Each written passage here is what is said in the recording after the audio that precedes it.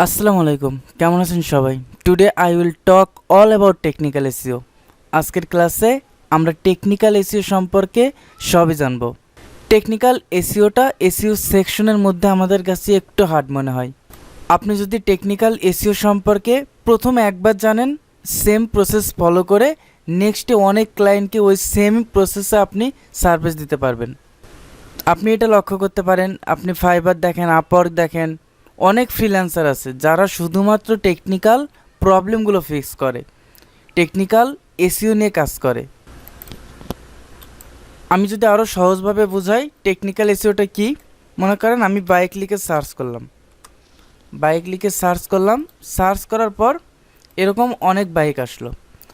আসার পর দেখেন এই জায়গাতে আপনি যদি এই বিষয়টা যদি বুঝতে পারেন, দেখেন এটা একটা বাইক, এই জিনিসটা আপনারা একটু ভালো করে বোঝার চেষ্টা করুন। এটা একটা বাইক, এই বাইকটা যখন নির্মাণ করা হয় প্রত্যেকটা অংশ কিন্তু কোনো না কোনো কাজে ব্যবহার করা হয়।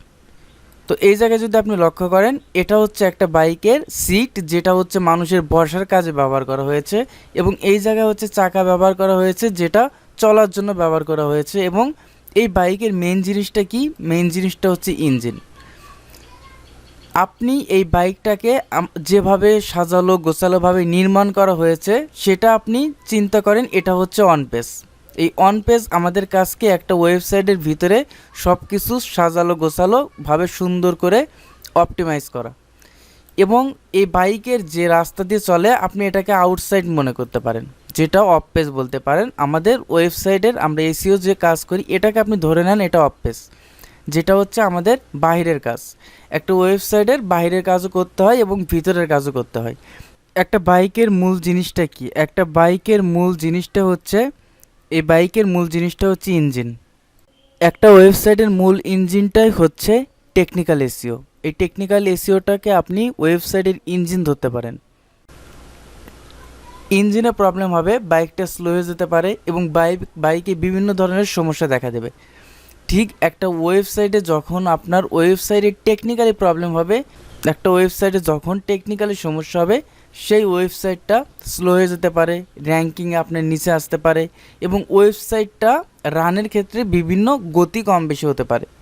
এর জন্য আপনাকে আমাদের বাইক যেমন নষ্ট হলে আগে মেরামত করে তারপর আগের অবস্থায় নিয়ে যেতে হয়, ঠিক তেমনি এরকম একটা ওয়েবসাইটের টেকনিক্যালি প্রবলেম হলে সেই ওয়েবসাইটটা স্লো হয়ে যেতে পারে এবং ওয়েবসাইটটা বিভিন্ন ধরনের প্রবলেম ফেস করতে পারে। এর জন্য আমাদেরকে অবশ্যই সেই অবস্থায় নিয়ে যেতে সেই ওয়েবসাইটের টেকনিক্যাল প্রবলেমগুলো ফিক্স করতে হবে।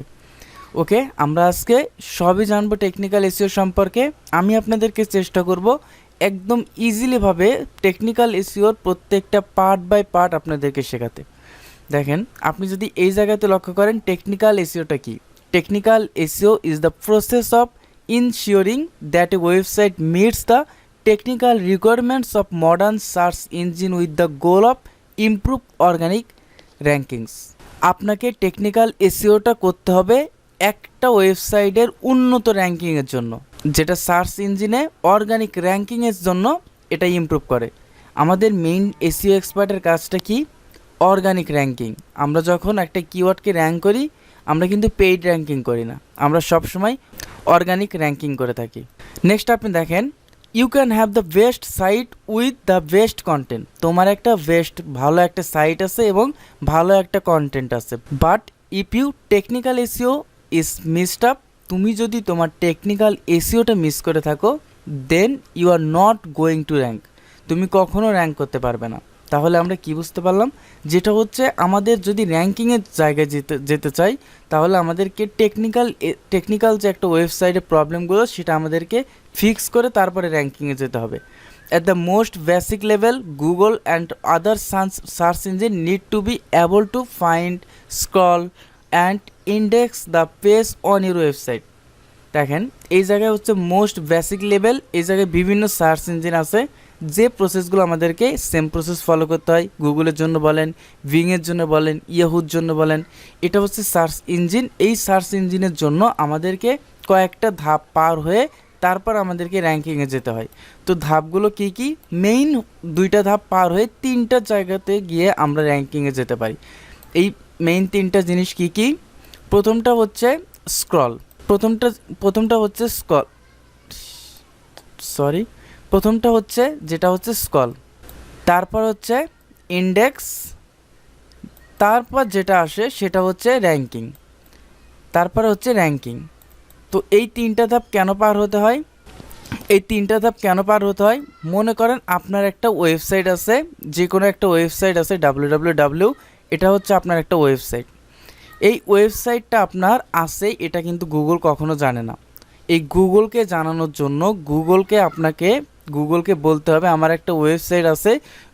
তখন গুগলের রোবটকে বলতে হবে, গুগল তখন তার রোবট পাঠাবে আপনার ওয়েবসাইটে যখন পাঠাবে আপনার ওয়েবসাইটটা তারা স্ক্রল করবে, তারপর যেটা স্ক্রল করে আপনাকে সেটা ইন্ডেক্স করতে হবে।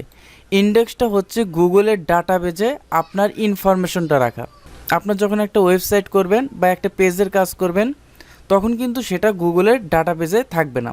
ডাটাবেজ বলতে আপনি মানুষ যখন সার্চ করবে সেই সার্চ রেজাল্টে কিন্তু থাকবে না, বা গুগলের সার্চ ইঞ্জিনে থাকবে না। গুগলের সার্চ ইঞ্জিনে তখনই যাবে যখন আপনি সেই ওয়েবসাইটটাকে ইন্ডেক্স করবেন। তাহলে ইন্ডেক্সটা হচ্ছে গুগলের ডাটাবেজে রাখা বা গুগলের সার্চ রেজাল্টে রাখা। আপনার রেজাল্ট 1-এর মধ্যে হোক বা 100-র পরে হোক, কিন্তু আপনার রেজাল্টে বা গুগলের ডাটাবেজে থাকতে হবে, সার্চ ইঞ্জিনে থাকতে হবে। এর জন্য আমাদেরকে ইন্ডেক্স করতে হবে। ইন্ডেক্স করার পর দেন আমাদের এই র্যাঙ্কিংয়ে যেতে হবে।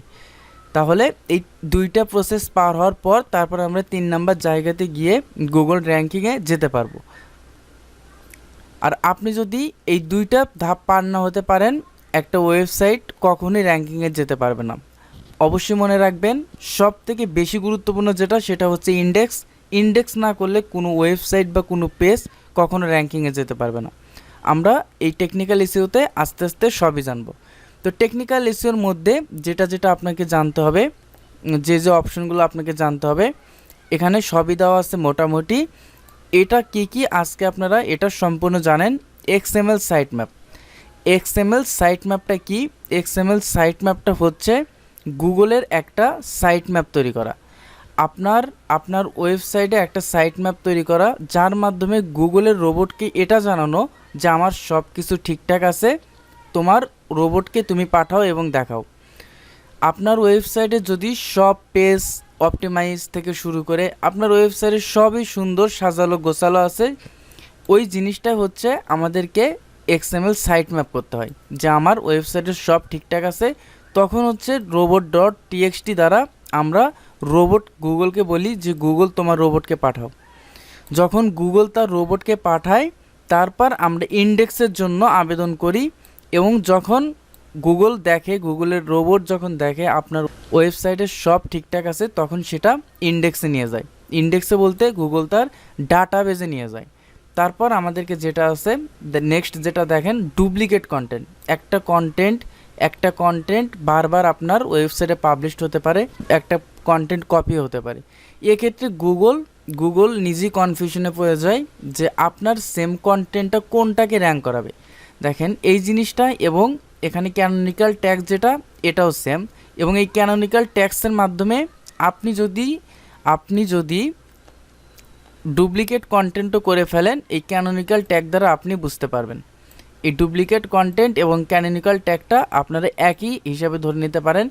তারপর দেখেন সার্চ কনসোল সেটআপ এবং গুগল অ্যানালিটিক্স।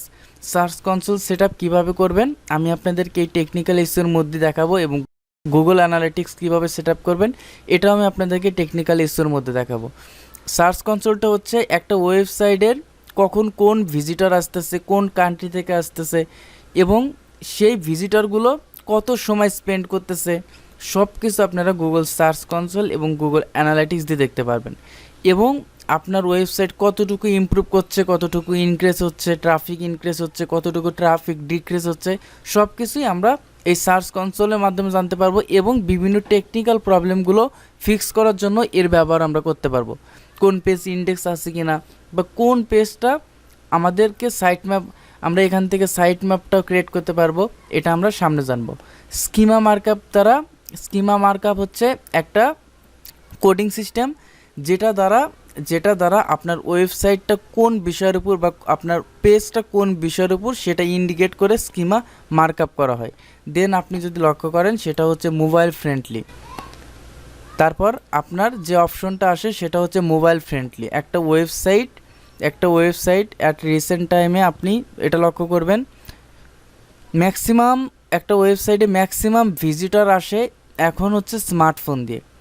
একটা ওয়েবসাইট দুইটা ভাগ থাকে, একটা হচ্ছে মোবাইল ফ্রেন্ডলি, একটা হচ্ছে ডেস্কটপ ফ্রেন্ডলি।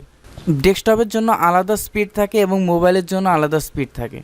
আপনার মোবাইলের জন্য সেটা উপযোগী কিনা, আপনি যদি মোবাইল ফ্রেন্ডলি না করেন তাহলে সেই ওয়েবসাইটে কোনো মোবাইল ইউজার সেখানে প্রবেশ করতে পারবে না।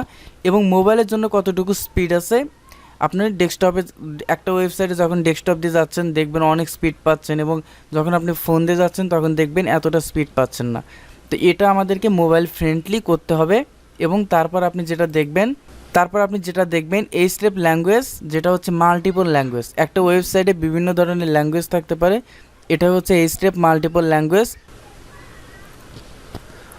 এবং অনেক সময় আপনি দেখবেন ওয়েবসাইটে আপনি কোনো ওয়েবসাইট যখন প্রবেশ করতে যাচ্ছেন তখন 404 ইরোর, 301 ইরোর এরকম শো করতেছে।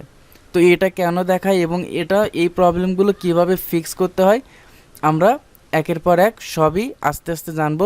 একজন এসইও এক্সপার্ট হিসাবে টেকনিক্যাল এসইওতে আপনার এর বাইরে আর বেশি কিছু প্রয়োজন হবে না, এইটুকু জানলে এনাফ। তারপরে যদি কোনো কিছু প্রয়োজন হয় তারপর আমি আপনাদেরকে ধাপে ধাপে জানাবো, এবং প্রত্যেকটা বিষয় আমরা স্টেপ বাই স্টেপ শিখব টেকনিক্যাল এসইওতে।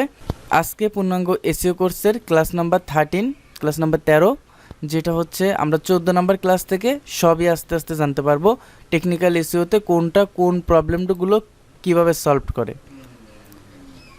তারপর আমাদের শুধুমাত্র ব্যাকলিংসটা বাকি থাকবে। ব্যাকলিংস করার পর মোটামুটি সবাই মার্কেট প্লেসে কাজ করতে পারবেন, এবং মার্কেট প্লেসের বাইরে আপনাদের নিজেদের ওয়েবসাইট থেকেও আপনারা কাজ করতে পারবেন।